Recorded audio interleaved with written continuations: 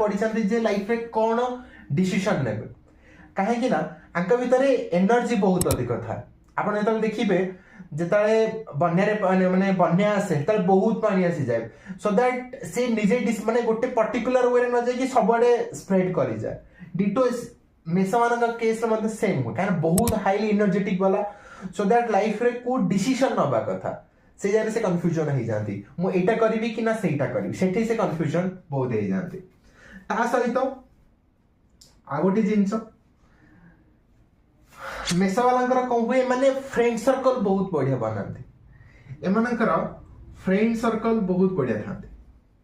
एमाने बहुत जल्दी नुआ नुआ फ्रेंड्स बनै दियंती कहीं ना बहुत एनर्जी अच्छी सामना वाला अट्रैक्ट हुआ एंड सहित फ्रेंडशिप बहुत टाइम चले एंड फ्रेंडशिप को कंटिन्यू करती ठीक अच्छे ये गला मेष राशि विषय।